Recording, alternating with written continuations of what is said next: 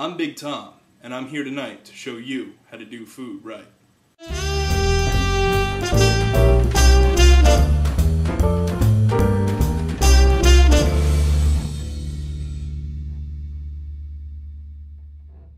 Tonight, we will be making us a pan-fried turkey breast and a little bit of a nice scampi sauce.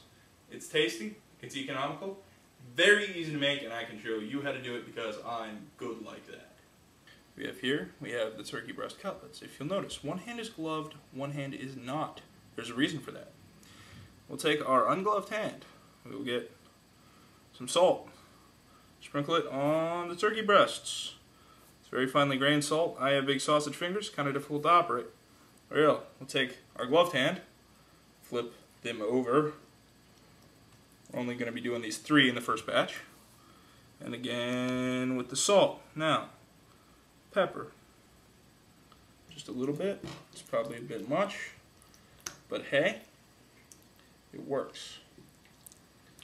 A little bit more pepper on the back side. Then we're going to take these and we're going to go straight into the flour. If you'll notice, this hand has never touched the raw turkey. I'm going to take these. I'm going to use our nice gloved hand to coat them in flour. And then we're just going to let them sit there for a little while we get the pan ready for them. This hand, no glove. This hand has a glove. Only use the glove to touch the turkey, because turkey and, all other meats are covered with these wee little microbial beasts. Those things will get into your system and probably make you really rather sick. I learned this trick when I was working in the restaurants. We'd go through a couple hundred gloves a night. Put about a tablespoon of the butter in the pan. Put about the same amount of the olive oil in the pan. The reason you do this, the butter tastes good. The olive oil keeps the butter from burning. It's very simple. Quick trick, easy trick.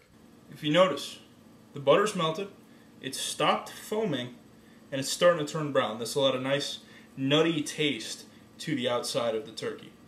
Got to be careful though that it doesn't get too hot or it burns. We try to avoid that as much as possible. So now we have the butter just like we want it.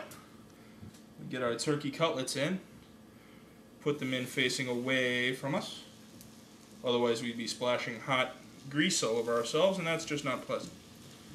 Get that all lined up and remove this glove because we no longer need it. Okay. Now we wait until this has gotten nice and golden brown on the bottom. We make sure the heat is not too much. And we cook until it is done. Pan frying something like this turkey here, or searing a steak on a grill with that intense heat, causes something called the Maillard reaction. That is when heat causes the proteins near the surface of the meat to unravel and then quickly ravel back up. That browning really triggers off those taste buds in your mouth, causing extra salivation, and it makes you think it tastes better than just like a boiled piece of beef does. Now that we have the turkey set aside, we're going to make the sauce. It's similar to a scampi, shrimp scampi, chicken scampi. It's a little bit different because we're using slightly different ingredients, mostly because the grocery store I went to didn't have any shallots. We're going to start by taking what's left of the fat from cooking the turkey, and we're going to drain it off into this bowl.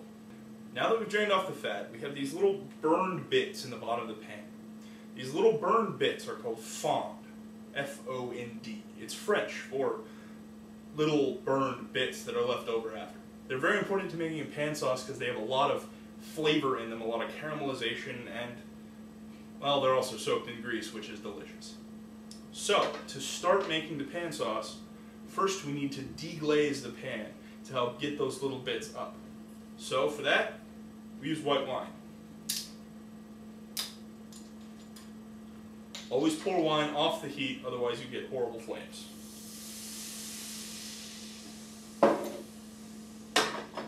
As you can see, it's starting to boil a little bit.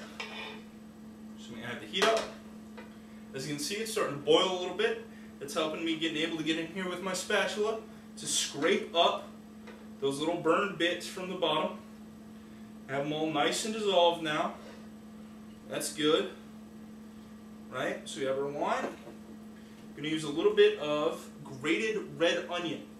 Traditionally, this would be shallots, but because the grocery store I went to didn't have any shallots, no shallots.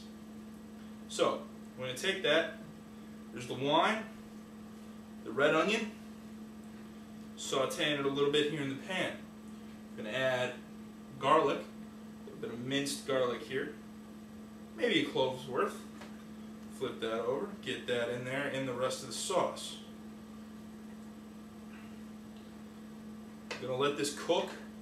This needs to cook a little bit. There, as you can see, the little bits started to soften.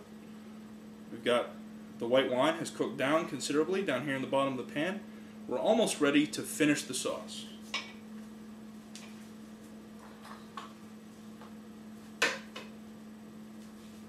To finish this sauce, we're going to add a little bit of capers.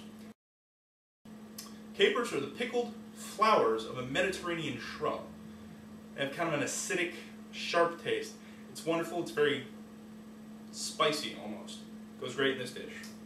So we're going to add the shallots and some of their liquid. We're going to add a couple of teaspoons of lemon juice just to freshen that up a little bit. And we're going to hit it with just a little tiny bit of chopped parsley. Just right at the end, we kill the heat.